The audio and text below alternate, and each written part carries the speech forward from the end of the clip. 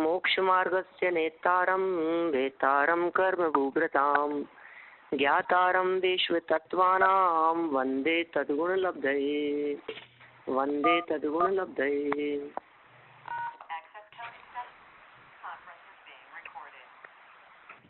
तत्वार्थ राजवार्तिक नामक ये ग्रंथ है और इस राजवार्तिक नामक ग्रंथ के पेज नंबर 265 पर अपने कोई प्रकरण यहाँ प्रारंभ करना है।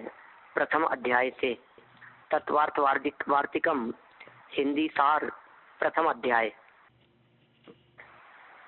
सर्व विज्ञानमय बाह्य अभ्यंतर लक्ष्मी के स्वामी और परम वीतराग श्री महावीर को प्रणाम करके तत्वार्थ वार्तिक ग्रंथ को कहता हूँ।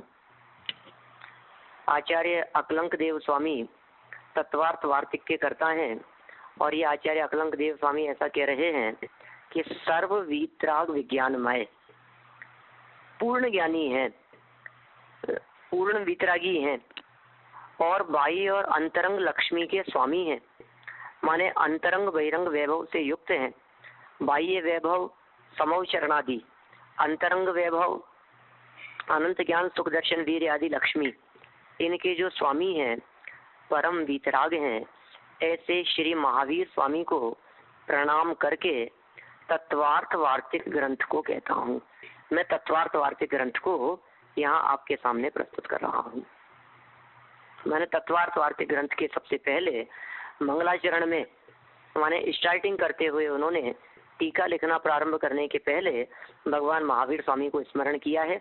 और कैसे हैं वे भगवान महावीर स्वामी, तो कह दिया बाह्य और अंतरंग लक्ष्मी से युक्त है, माने दोनों प्रकार के वैभव से युक्त हैं, परम वीतरागी हैं। ऐसे भगवान महावीर स्वामी को यहाँ प्रणाम किया गया है। इसके बाद में अब बढ़ते हैं अपन थोड़ा सा आगे। ये तो मंगलाचरण जितनी बात हुई। कहते हैं उपयोग स्वरूप तथा श्रेयो मार्ग की प्राप्ति के पात्रभूत आत्म द्रव्य को ही मोक्ष मार्ग के जानने की इच्छा होती है। माने इस ग्रंथ में हम मोक्ष मार्ग का वर्णन करने वाले हैं, लेकिन मोक्ष मार्ग को जानने की इच्छा किसकी होती है?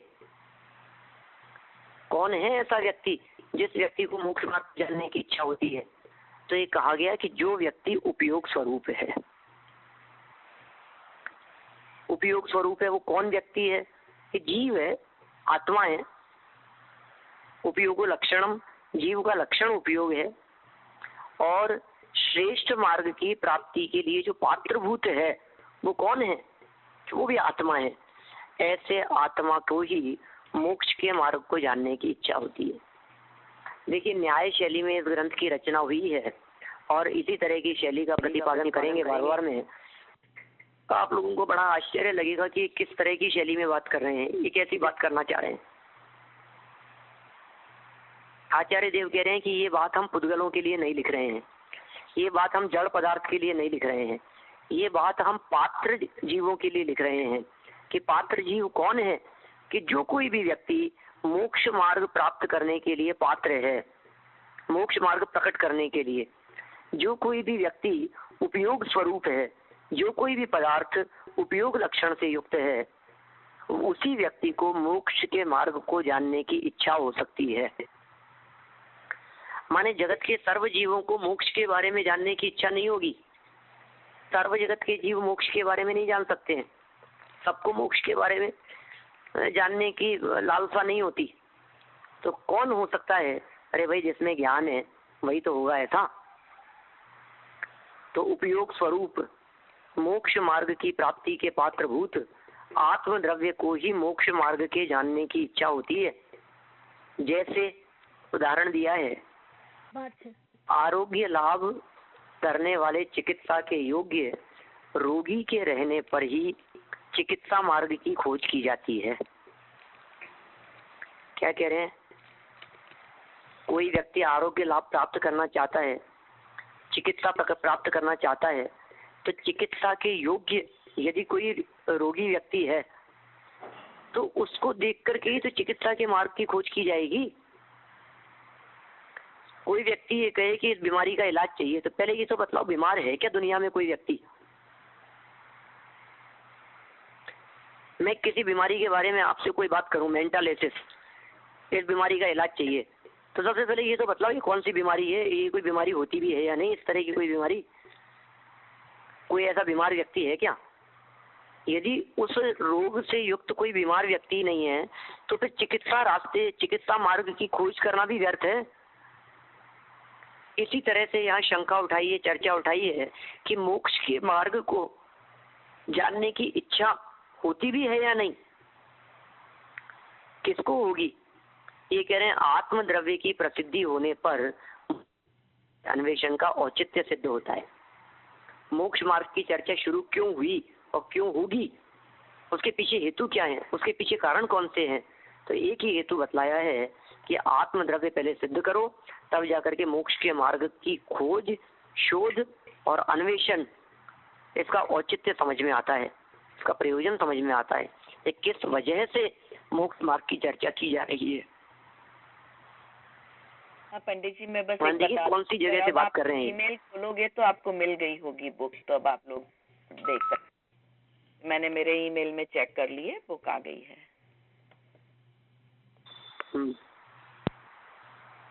पेज नंबर वापस बतला देता हूँ, आप लोग स्मरण रखें, 265 नंबर के पेज से अपन बात कर रहे हैं, क्योंकि 264 पेज तक संस्कृत में वर्णन किया गया है पूरे ग्रंथ में, पूरा ग्रंथ संस्कृत में है, ठीक है ना? तो 265 नंबर का पेज है ये। कौन सी शताब्दी में लिखा है? तत्वार्थ राजवार्तिक, 8वीं 9वीं शताब्दी की रचना है, आचार्य अकलंक देव द्वारा लिखी गई। उस जमाने में, उस समय में, उस काल में कैसे लोगों की भावनाएं रहती थी, किस तरह के लोग थे, समाज किस प्रकार की थी, जगत में दार्शनिक प्रवृत्ति वाले लोग किस प्रकार के थे, ठीक है ना? इस बात का हमारे को पता लगता है इसे देख करके। लोगों को इस बारे में भी शंका होती थी कि हमें ये बतलाओ, ये मोक्ष मार्ग की बात कर क्यों रहे हो? ऐसे लोग भी वहां मौजूद थे जो मोक्ष मार्ग की चर्चा का ही निषेध करते थे। क्या क्या मोक्ष की बात करते हो आप? क्या लेना देना है मोक्ष की बात करके? किसके लिए कर रहे हो अभी मोक्ष की बात? दुनिया में ऐसे कोई होते भी हैं क्या जिनको मोक्ष की जरूरत हो? तो आचार्य देव ने सबसे पहले ये कह दिया कि हाँ, बीमार व्यक्ति न हुए तो औषधि का अनुसंधान नहीं हो सकता है, दवाई की खोज नहीं हो सकती है। दवाई की खोज बीमार व्यक्ति को देख करके ही होती है। तो संसार दुखों से पीड़ित, संसार में अज्ञान दशा रूप से रहते हुए दुखी, पीड़ित, परेशान व्यक्तियों को देख करके इस बात का अनुमान लगाया जा सकता है कि इन्हें मुक्ति की जरूरत है, इसलिए मोक्ष मार्ग की चर्चा की जाती है। ये दिखाई दे रहा है, ऐसा ही है क्या? कैसा? 265 जो पेज है, हाँ, अच्छा, बुक का 265 और पीडीएफ का 265 में शायद फर्क है। पीडीएफ में 265 दिखा रहा है, पर बुक के पेज नंबर ऊपर 242 जैसा दिख रहा है। ये तो ज्यादा नहीं, बुक का पेज नंबर भी वही है, बुक का पेज नंबर की बात कर रहा हूँ मैं। अच्छा, एक मिनट हम निकालते हैं। 250, एक मिनट, 260। हाँ, तो ये जो पेज नंबर की बात कर रहा हूँ, पीडीएफ का पेज नंबर 288 है। हाँ हाँ, ठीक है, तब पीडीएफ का 288 है। हाँ हाँ, अब ठीक है। तो फिर हाँ, तो सब लोग पीडीएफ का 288 निकालिए प्लीज, नॉट 265, है ना? हाँ जी, ठीक, अब ठीक है। अच्छा, एक बात और मैं अभी क्लियर कर लेना चाहता हूँ कि आगे से जब कभी भी पेज नंबर बोले जाएं तो वो पीडीएफ वाले पेज नंबर से बात करें अपन या बुक पेज नंबर से बात करें? अगर आपके पास दोनों हैं तो पीडीएफ में इजी होता है देखना, क्योंकि वो नीचे पेज नंबर दिखाता है, तो उसको हम स्क्रॉल कर सकते हैं। हाँ हाँ, ठीक है, लेकिन जो पेज खुला हुआ है उसमें पीडीएफ में ऊपर भी तो दिखाता है बुक पेज नंबर। इस वाले में नहीं है, तत्वार्थ कोई बात नहीं, हिंदी सार, उसके ऊपर 5 नहीं लिखा हुआ है इस पेज पे, पर्टिकुलर पे। उसके नेक्स्ट वाले हाँ, पे इस पेज पे लिखा हुआ नहीं है। ओके, कोई बात नहीं, दोनों नंबर भी बोल सकता हूँ मैं जब भी चालू करेंगे, कोई खास बात नहीं। यही पेज है प्रथम अध्याय के नीचे, और ये 2 पंक्तियों के मंगलाचरण की चर्चा मैं कर चुका हूँ, और उसके नीचे की जो 4 लाइनें हैं, 1 नंबर और 2 नंबर पॉइंट, उनकी भी मैं बात कर चुका हूँ। ठीक है ना? हाँ। माने ये सब क्या है, ये एक प्रकार से पैराग्राफ नंबर जैसे हैं, ये आप ऐसा मान करके चलिए। माने जो 1 नंबर और 2 नंबर जो दिया है, ये पैराग्राफ नंबर है। पूरे ग्रंथ में इसी तरह के पैराग्राफ नंबर जो हैं उससे चर्चा की जाएगी, और पूरे ग्रंथ के अंदर ये सीरियल नंबर जो है ये सूत्र वाइज मेरे ख्याल से बढ़ते चले गए हैं। ठीक है। हर सूत्र के अंदर ये नंबरिंग जो है बदल जाएंगे। जैसे ही नेक्स्ट सूत्र आएगा तो फिर शायद नंबर 1 से शुरू हो जाएगा, ऐसा है।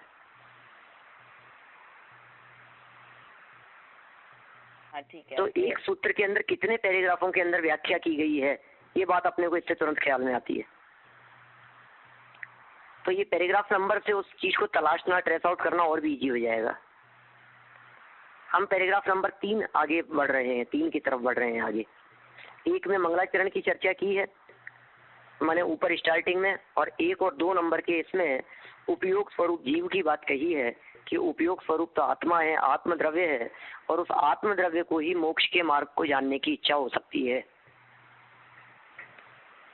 क्योंकि आरोग्य लाभ माने निरोगी अवस्था प्राप्त करने के इच्छुक व्यक्ति वो चिकित्सा के योग्य रोगी के रहने पर चिकित्सा मार्ग की खोज की जाएगी।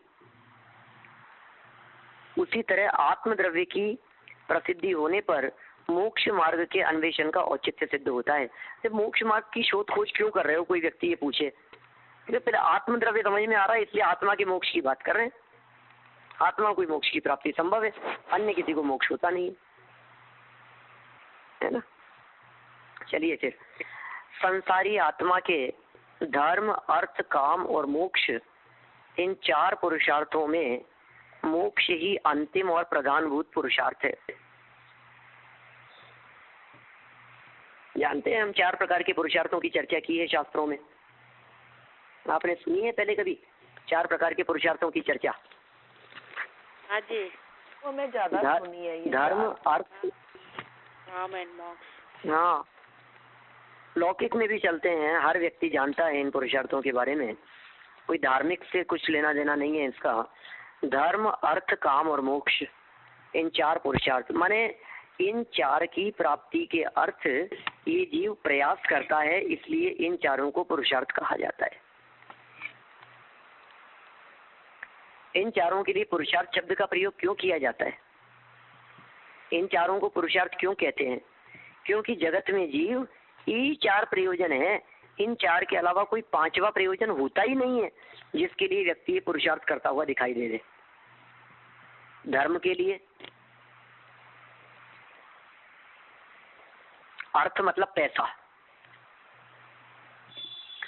धर्म के लिए, पैसे के लिए व्यापार दिया जाएगा, और काम शब्द का अर्थ है इच्छाओं की पूर्ति, पंचेंद्रिय विषयों की पूर्ति। तो काम के लिए पुरुषार्थ करने में स्पर्शन, रसना, घ्राण, चक्षु और कर्ण, इन 5 इंद्रियों के विषयों की पूर्ति के लिए किया जाने वाला प्रयास, वो सब कहलाएगा काम पुरुषार्थ। माने समझिए आप, हम भोजन बना रहे हैं, बिस्किट बना रहे हैं, नमकीन बना रहे हैं, किचन में पुरुषार्थ कर रहे हैं, उसके लिए दाल लेकर के आए हैं, फिर दाल को धोया है, साफ किया है, फिर उस दाल को मिक्सी के अंदर पीस रहे हैं, उससे ये बनेगा, इससे मतलब जो भी उसके लिए जो पुरुषार्थ चल रहे हैं, ये सब पुरुषार्थ किसके लिए हैं? रसना इंद्रिय रूपी काम अर्थात भोग के लिए किया जाने वाला पुरुषार्थ है।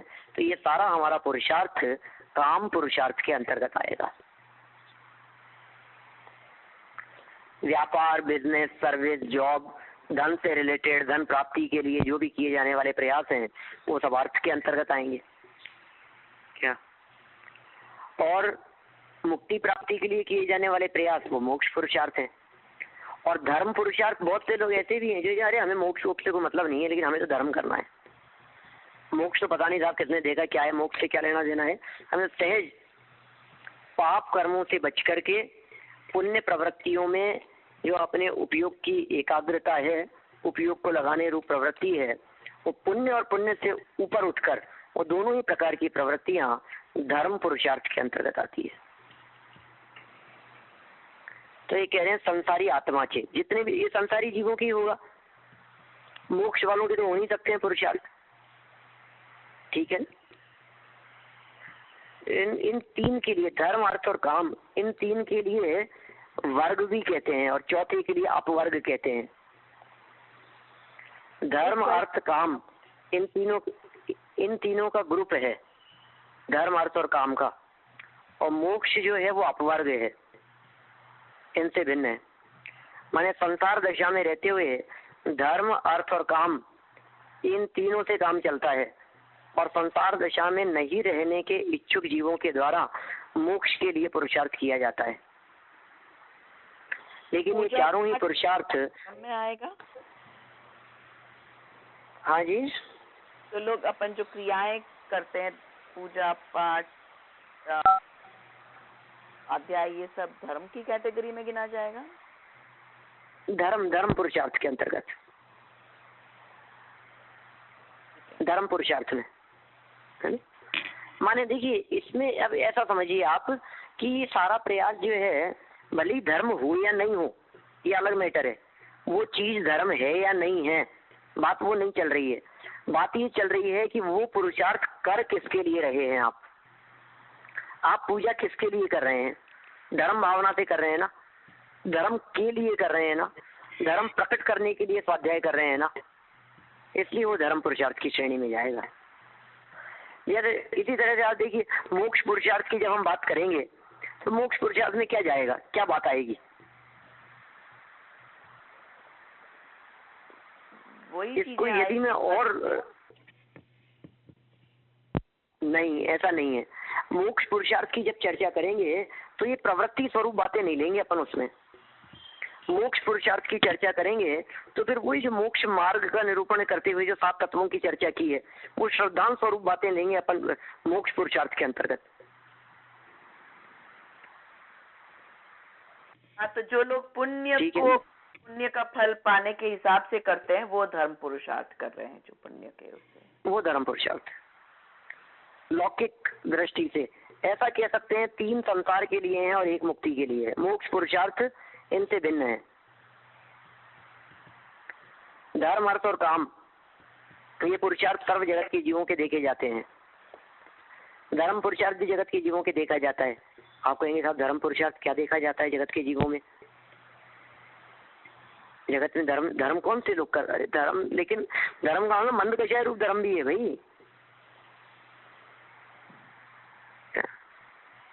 मंद कषाय, सदाचार, शील, संयम का उपदेश, उनकी चर्चाएं, हिंसादी पापों से छूटने की प्रवृत्तियां, चर्चा सब करते हैं। तो धर्म पुरुषार्थ संसारी जीवों में देखी जाती है। ये कोई जैनियों की बात नहीं है, धर्म अर्थ काम मोक्ष की बात।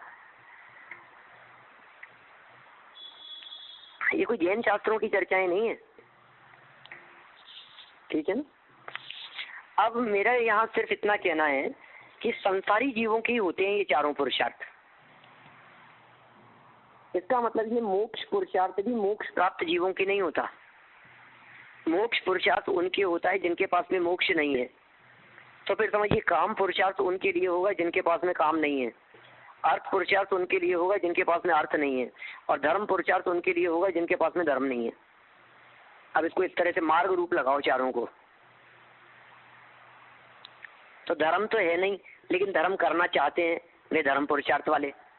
पैसे की कमी है लेकिन पैसा प्राप्त करना चाहते हैं या पैसे प्राप्ति की इच्छा है तो अर्थ पुरुषार्थ वाले।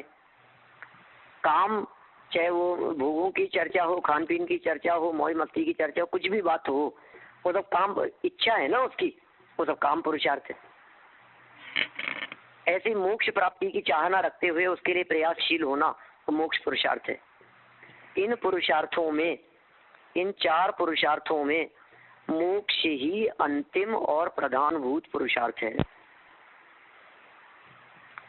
चारों में अंतिम पुरुषार्थ कौन सा है? मोक्ष पुरुषार्थ, और प्रधान है। अतः उसकी प्राप्ति के लिए मोक्ष मार्ग का उपदेश करना ही चाहिए, मोक्ष की प्राप्ति के लिए, ठीक है ना।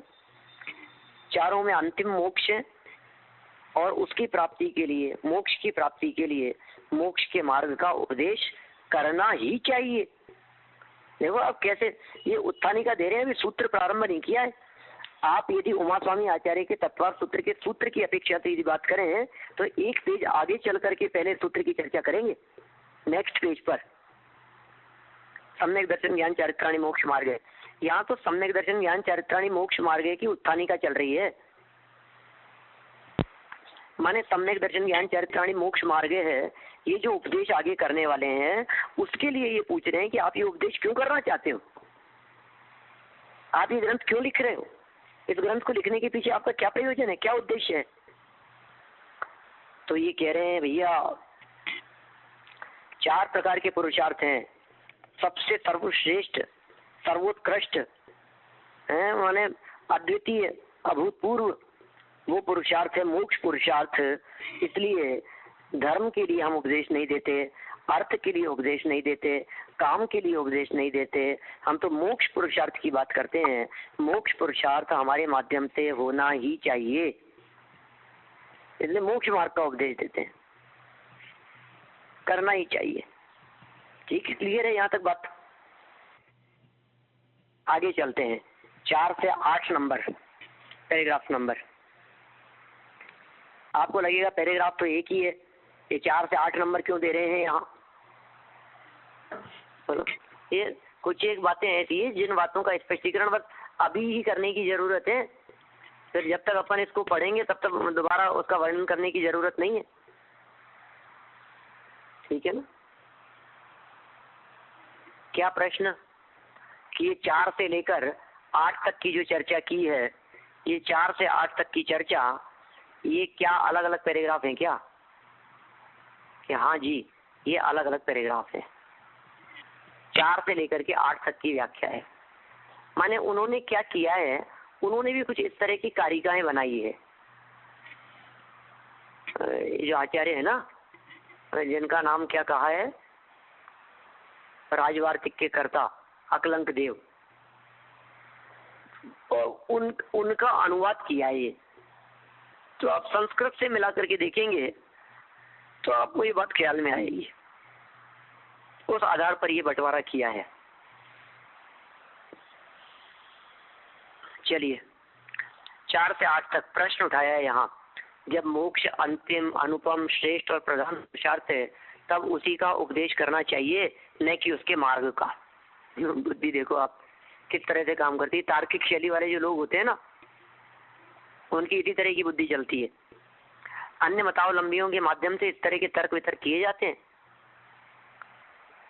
प्राचीन काल में ऐसे वाद विवाद की बहुत परंपरा थी और इस तरह के ऊहापोह चला करते थे, वाद विवाद चला करते थे।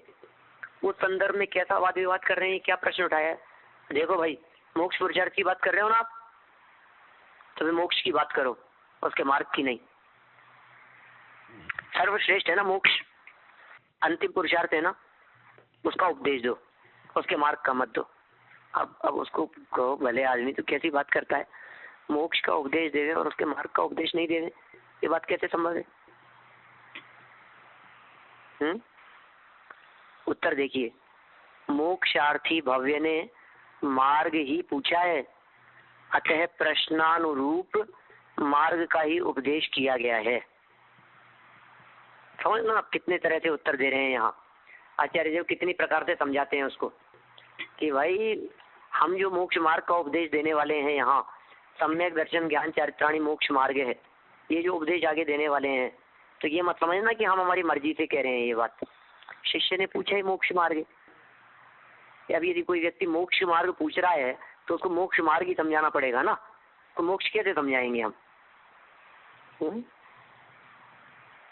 देखो, मोक्षार्थी भव्य ने क्या कहा है,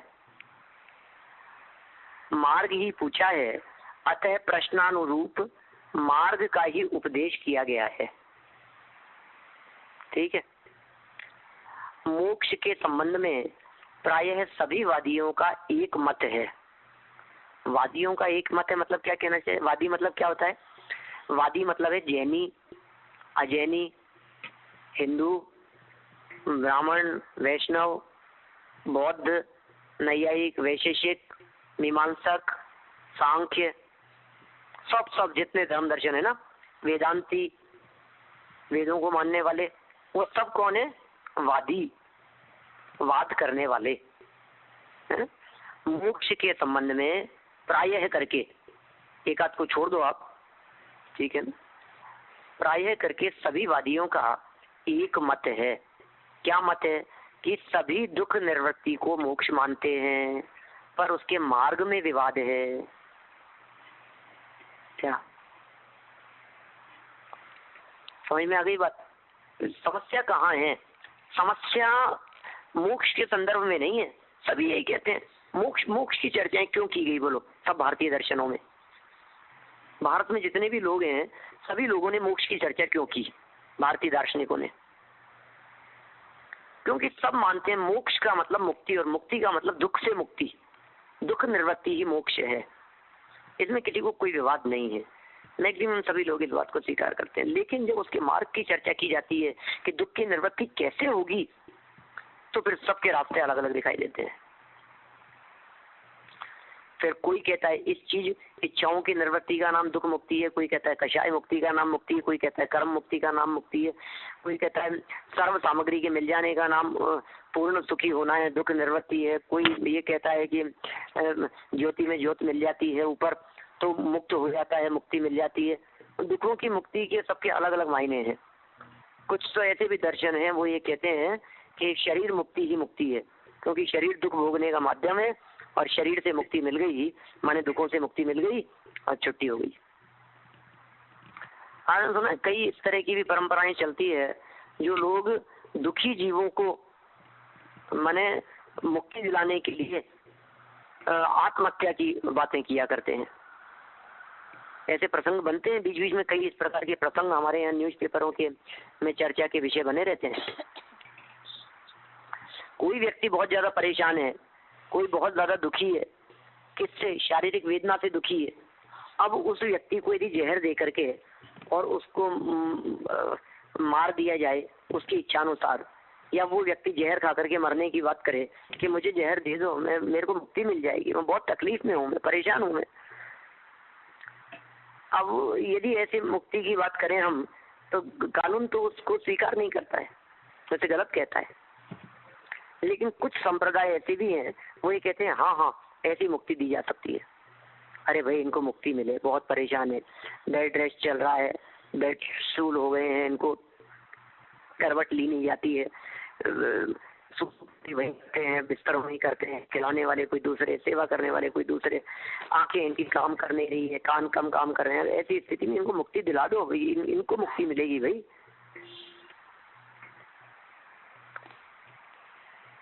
ये तो हम लोग बोलचाल की भाषा में इस तरह की बातें कर लेते हैं, लेकिन मैं कह रहा हूँ कुछ संप्रदाय ही ऐसे हैं जो इस तरह की बातें करते हैं। पर्टिकुलर संप्रदाय इस प्रकार के बने हुए हैं जो इस तरह की चर्चा करते हैं। चलिए कहाँ तक आ गए अपन? सभी दुख निवृत्ति को मोक्ष मानते हैं। मिल गया सभी को? है ना आप तो सबके पास में? हाँ, अगर आप लोग देख पा रहे हैं तो पूरा जवाब दीजिए ताकि हमें पता चले कि आपको मिली है। हाँ जी, मैं सोचता हूँ 10-20 लोगों के पास तो होनी चाहिए। एक सेकंड अनम्यूट करके हाँ मिल गया, ईमेल में मिल गया तो है। हमें उसी से पढ़ रहे हैं। हाँ मिला।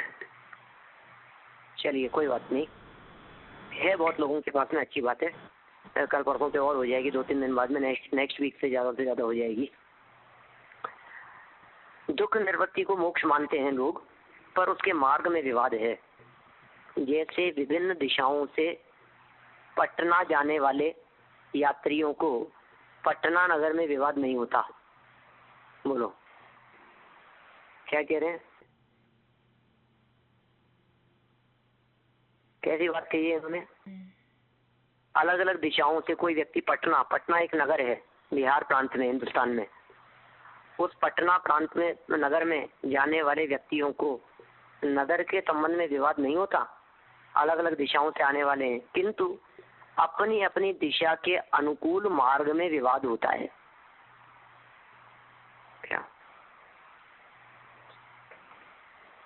मार्ग में जरूर विवाद है। कोई व्यक्ति ये कहता है कि इस मार्ग से, कोई व्यक्ति ये कहता है कि इस मार्ग से, कोई कहता है इधर से, कोई कहता है उधर से, कोई कहता है ट्रेन से, कोई कहता है फ्लाइट से, कोई कहता है रोड से, कोई कहता है इधर से जाओ ये रूट पकड़ो, कोई कहता है नहीं ये रूट तो है ही नहीं। ऐसा हो सकता है? उसी तरह सर्वोच्च लक्ष्यभूत मोक्ष में वादियों को विवाद नहीं है, किंतु उसके मार्ग में विवाद है। ठीक है, कोई वादी ज्ञान मात्र से ही मोक्ष मानते हैं, ठीक है, तो कोई ज्ञान और विषय विरक्ति रूप वैराग्य से तथा कोई क्रिया से ही मोक्ष मानते हैं। ख्याल में आ गई बात आपको? क्रियावादी, अक्रियावादी, विनयवादी, अज्ञानवादी, ये इस प्रकार की जो लोग दुनिया में दिखाई देते हैं, कौन लोग हैं ये? कौन ये लोग जो अलग अलग प्रकार से इस तरह की बातें करते हैं? ये सब दार्शनिक लोग हैं, बुद्धिमान लोग हैं। कोई कहता है कि नहीं नहीं कुछ नहीं होगा, ज्ञानवान से करना पड़ेगा, इसके बिना मोक्ष नहीं होगा, बिना किए मोक्ष कैसे होगा।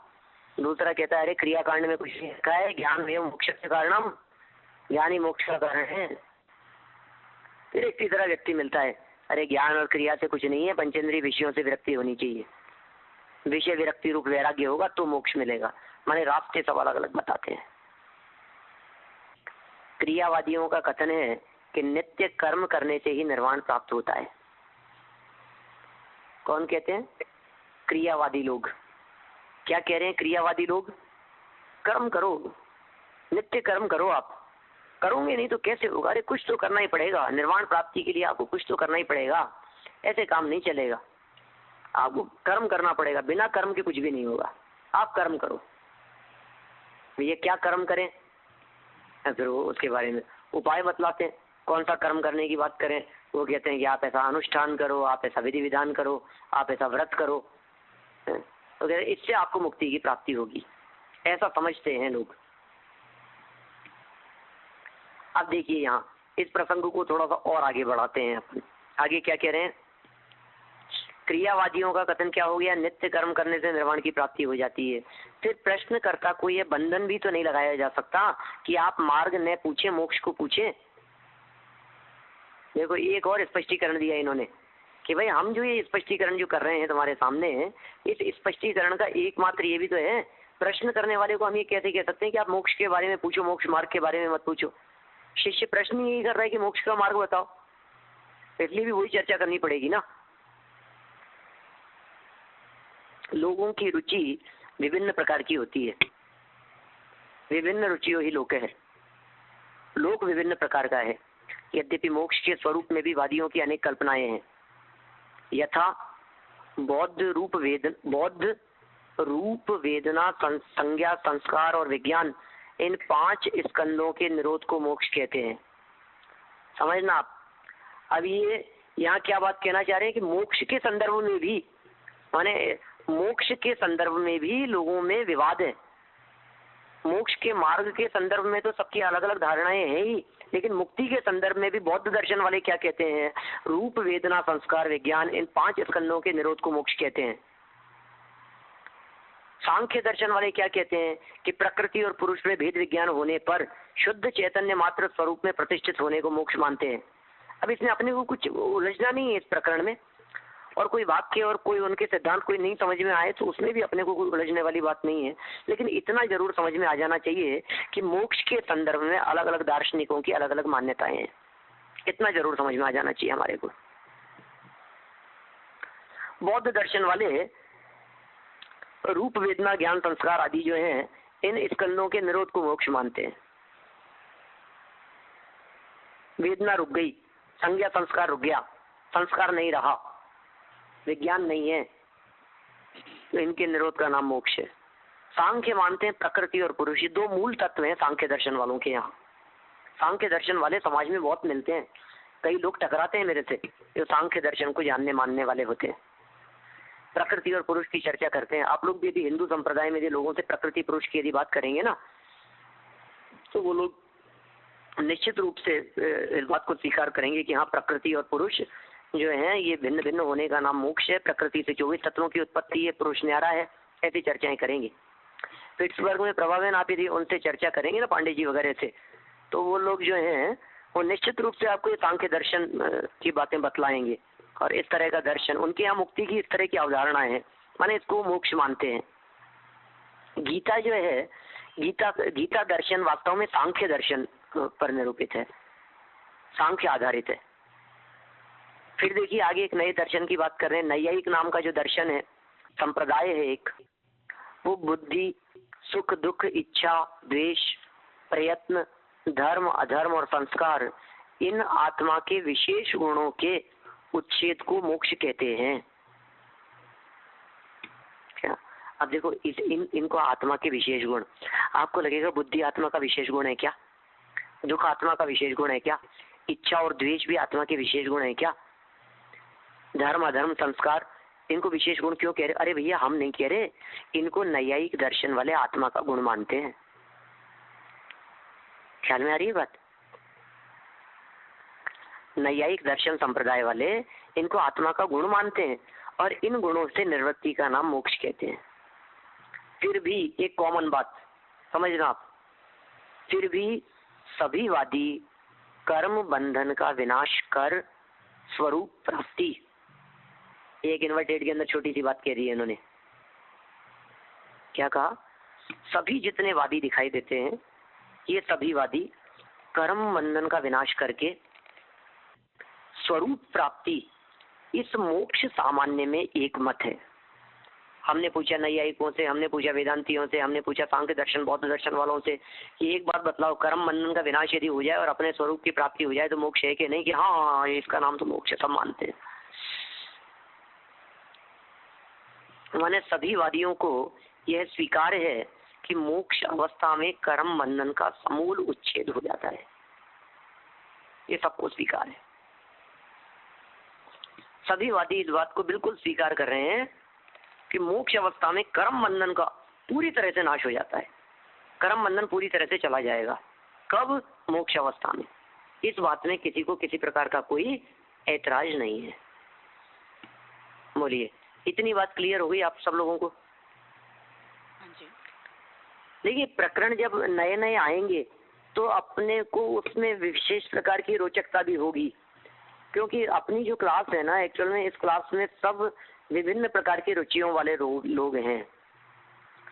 और इसी क्लास में क्यों धार्मिक सभाओं की एक प्रकार से कमजोरी ही समझनी चाहिए कि इन धार्मिक सभाओं के अंदर रहने वाले जो श्रोता हैं, वे सभी श्रोता, उनका कोई क्लास नहीं होता, उनका कोई स्टैंडर्ड नहीं होता, उनका कोई लेवल नहीं होता, सबका समान लेवल नहीं होता। सबकी बुद्धि न्यारी न्यारी है, सबका क्षयोक्षम न्यारा न्यारा है, सबका बैकग्राउंड अलग अलग है, सबकी पढ़ाई एक जैसी नहीं है। माने एमए की पढ़ाई वाला भी उसी क्लास में बैठता है तो फर्स्ट क्लास की पढ़ाई वाला भी उसी लेवल में बैठता है। हमारे स्वाध्याय में बैठने वाले कुछ ऐसे स्वाध्यायी होंगे जिनका बहुत गहन स्वाध्याय होगा, कुछ ऐसे होंगे जिन्होंने अभी शुरू किया होगा। अब सबकी रुचि के हिसाब से बात बैठ नहीं सकती है, लेकिन एक मुद्दा यदि हम लोग सब मान करके चलेंगे, क्या मान करके चलेंगे? कि हमें तत्वार्थ सूत्र सीखना है। पंडित जी से संजीव जी हमारे को तत्वार्थ सूत्र समझा रहे हैं, तत्वार्थ सूत्र के सूत्रों का अर्थ समझना है और उस सूत्र की जो व्याख्याएं की गई है, जो व्याख्याएं तत्वार्थ राजवार्तिक में आचार्य अकलंक देव के माध्यम से की गई है, जो पंक्तियां शास्त्र में हमारे सामने अवेलेबल है, उन पंक्तियों का अर्थ समझना है कुछ हासिल करने के लिए। तो मैं इस बात की गारंटी देता हूं कि उन सब पंक्तियां जो इस ग्रंथ में आने वाली हैं आगम प्रमाण रूप से हमारे सामने, उन सब का अर्थ हर व्यक्ति के समझ में बहुत आसानी से आएगा। ठीक है ना?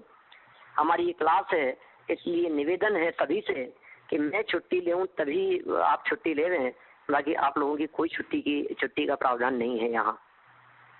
ठीक है ना? सबको डेली क्लास के अंदर उपस्थित रहना है। ये बात अलग है कि मेरी ही छुट्टी कल से हो रही है, मैं 2-3 दिन के लिए बाहर हूँ, सो नेक्स्ट क्लास अपनी मंडे को लग पाएगी। लेकिन फिर भी आप लोग इसका गहन अभ्यास करें, इसको पढ़ें मूल आगम ग्रंथ मान करके, प्रामाणिक मान करके। माने समझिए आप कुरान को पढ़ने वाले जो लोग हैं, समझ में आए चाहे नहीं आए, लेकिन कितनी श्रद्धा से उस बात को पढ़ते हैं।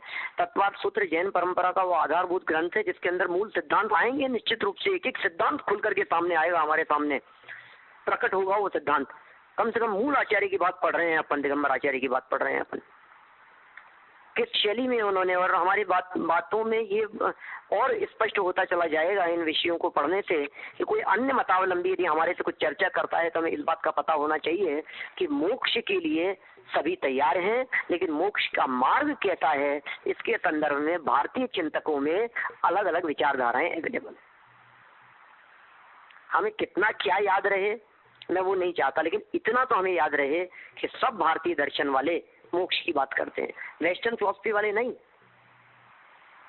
भारत से बाहर वालों की बात नहीं करता हूं मैं। अरस्तु के यहाँ मोक्ष की अवधारणा नहीं है, सुकरात नहीं करते हैं, प्लेटो नहीं करते हैं, लाइबनिज नहीं करते हैं, ह्यूम नहीं करते, डेकार्ट नहीं करते, आइंस्टीन नहीं करते। ख्याल में आ रही है? न्यूटन है, ये जितने दार्शनिक हुए हैं पाश्चात्य दार्शनिक, वहां कोई ऐसी मोक्ष की अवधारणा की चर्चा नहीं है। लेकिन हिंदुस्तान के जितने दर्शन हैं, सांख्य, योग, वेदांत, नैयायिक, वैशेषिक, मीमांसक, चारवाक, सब किसी न किसी रूप में मोक्ष की बात करते हैं। चारवाक दर्शन वाले भी चर्चा करते हैं मोक्ष की, लेकिन पता है क्या कहते हैं? चारवाक दर्शन जानते हैं आप कौन सा दर्शन है? आप लोगों में तो कोई बता सकता है चारवाक दर्शन वालों के बारे में?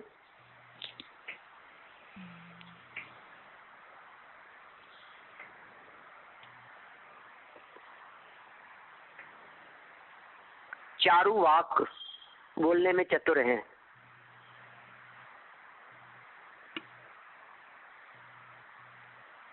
ऋणम कृत्वा धृतम पिबेत, सबने सुनी होगी ये लाइनें। भस्मीभूतस्य देहस्य पुनरागमनम कुतः, यावत जीवेत सुखम जीवेत ऋणम कृत्वा घृतम पिबेत, सुनी है ना?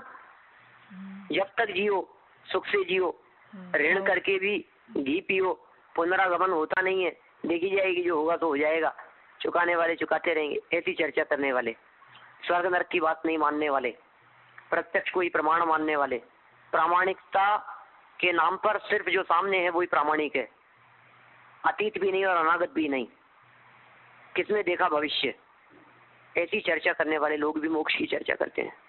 वे लोग नहीं करते, लेकिन ऐसा एक दर्शन है, ऐसा एक संप्रदाय है जिसे चारवाक संप्रदाय के नाम से कहा गया है। वो चारवाक संप्रदाय वाले लोग भी मोक्ष की चर्चा करते हैं, उनके यहाँ भी मुक्ति की अवधारणा है। और वो क्या है मुक्ति की अवधारणा? वे कहते हैं शरीर से मुक्ति मिल गई माने मुक्ति मिल गई, दैट्स इट, खत्म।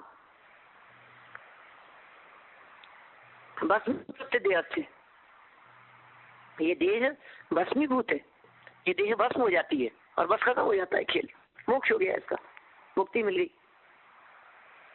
इसलिए हमारे यहाँ हिंदुस्तान के शमशान घरों के बाहर, शमशान जहाँ बने हैं उनके बाहर दरवाजे पर लिखा रहता है मोक्ष द्वार। आपके यहाँ तो ऐसा कुछ है ही नहीं, विदेश में तो, अमेरिका कनाडा में तो इस प्रकार का नहीं है ना कुछ भी।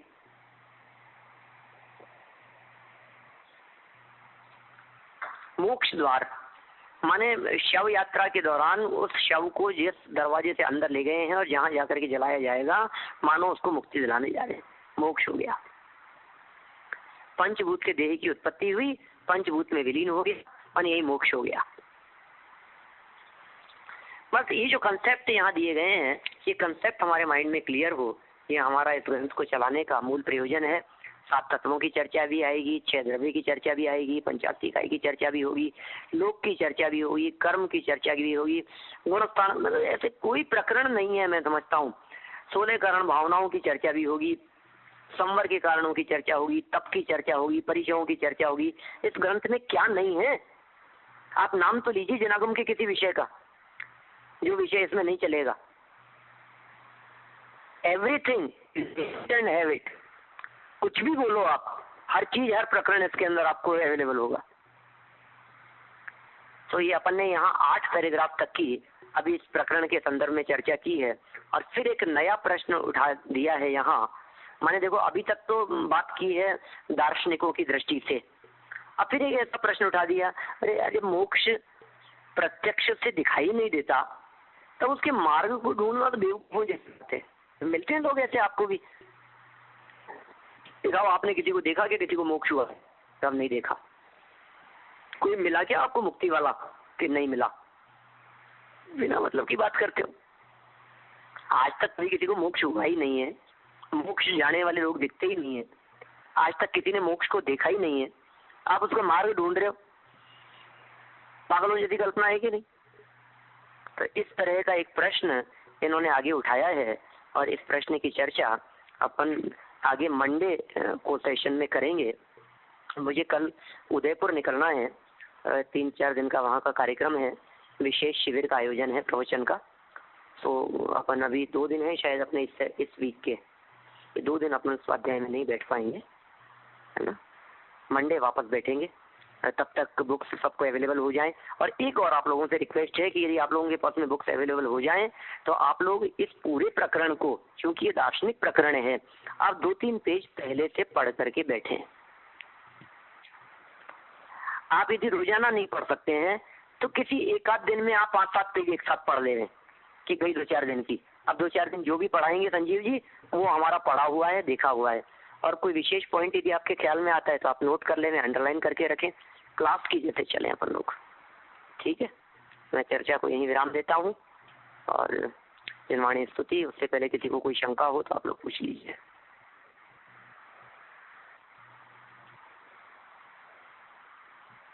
तो अलग अलग जो मतों में आप बता रहे हैं ना, तो उसमें हालांकि इसमें तो उसकी डिटेल चर्चा तो आएगी नहीं, पर एक प्रश्न उठता है कि ये बाकी सब मतों में कुछ कुछ बातें अलग हैं, शायद सब में कि वो भगवान एक ही है वैसी शायद आती है, राइट? नहीं, ऐसा नहीं है ना। इन्होंने एक चीज तो सामान्य एक मत से कह दी कि दुख निवृत्ति, कर्म बंधन का विनाश, और कर्म बंधन के विनाश होने पर आत्म स्वरूप की प्राप्ति वो मोक्ष है। लेकिन उसके स्वरूप के संदर्भ में विवाद है ना। उसका स्वरूप भी तो सब अलग अलग मानते हैं ना, इसलिए सब बात आगे जाकर के बदल जाती है। फाइनली सभी एक ही ईश्वर को मानते हो या एक ही ईश्वर रूप अवस्था को मानते हो, ऐसा नहीं है। आगे जाकर के बात बदल जाती है। शब्द मात्र समान है, इतना समझ लीजिए। कभी कभी जिन अन्य दर्शनों के क्या केवली के वचनों को सबने अलग अलग मतलब, क्योंकि इतनी बार इंटरप्रेट हुआ होगा ना, ये सब इतने सदियों से चला आ रहा है, तो ओरिजिनल सेम था, फिर किसी ने ईश्वर वर्ड को कुछ समझ लिया, किसी ने धर्म वर्ड को कुछ और समझ लिया।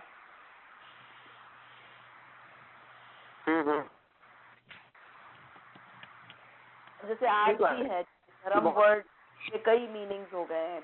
कुछ लोग धर्म को पूजा पाठ क्या समझते हैं, कुछ लोग वस्तु का स्वरूप समझते हैं। सही बात कह रहे हैं आप। लेकिन ये जो अन्य मतावलंबियों की जो चर्चा यहाँ बौद्ध है, सांख्य, नैयायिक, वैशेषिक ये जो उठाई है, इन लोगों के द्वारा किया गया प्रतिपादन वो सर्वज्ञ के द्वारा किया गया प्रतिपादन नहीं है। ये दर्शन बीच बीच में उठते रहे और किसी व्यक्ति ने अपनी मान्यताओं को उसमें मिला दिया, फिर वो चलने लगा, फिर कुछ नई बात उसके अंदर जुड़ गई, फिर वो बात उसके अंदर चलने लगी। यहाँ तो जो राजवार्तिक ग्रंथ के आधार पर अपन देखने वाले हैं, ये सब तार्किक शैली में चर्चा होने वाली है।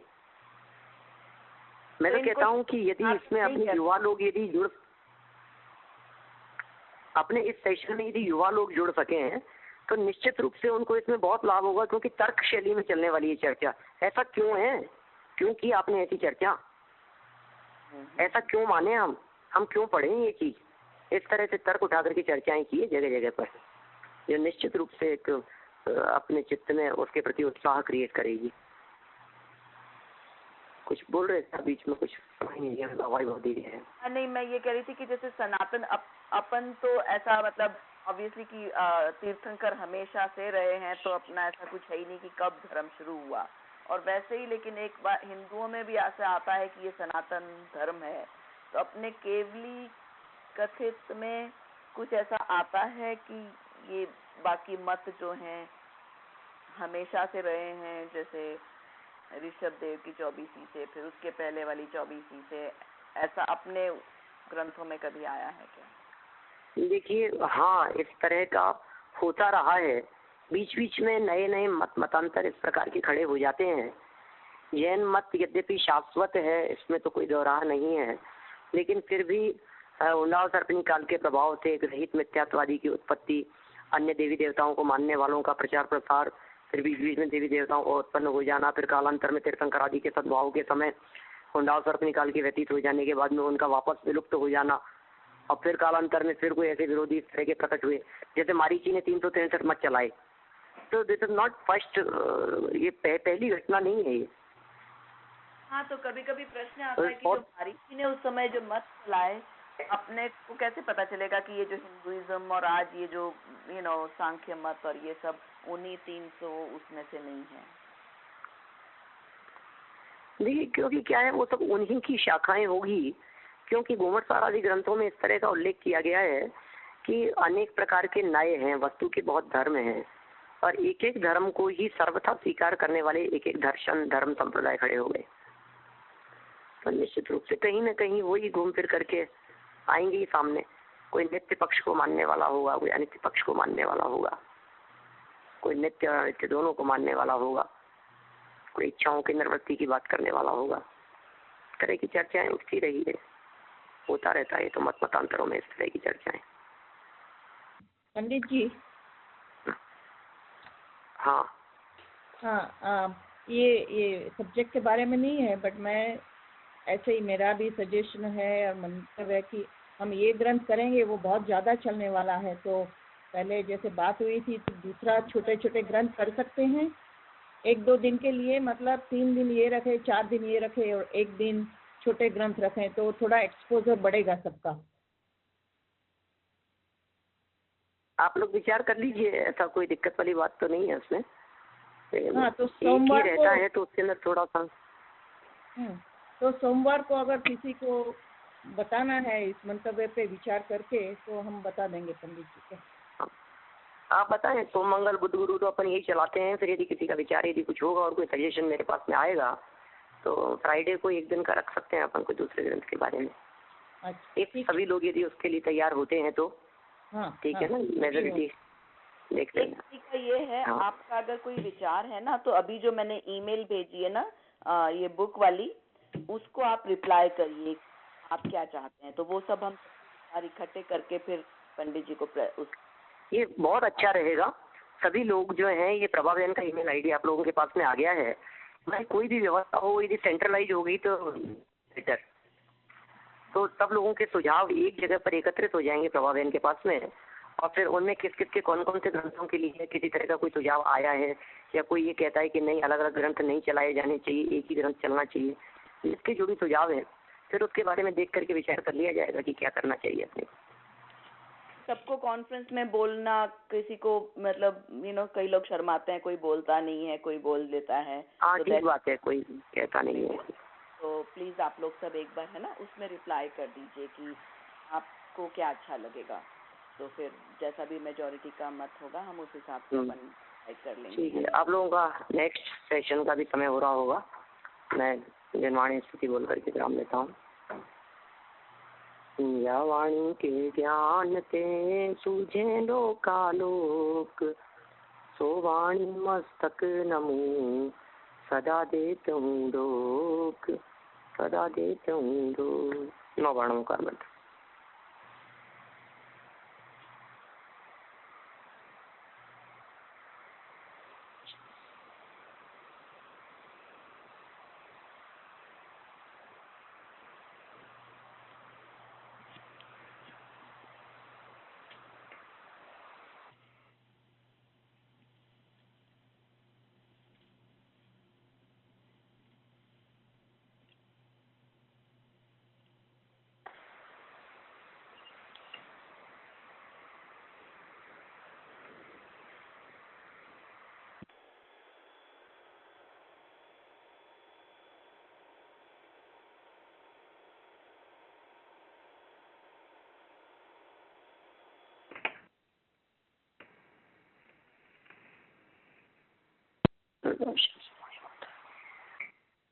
जय जिनेन्द्र सभी को।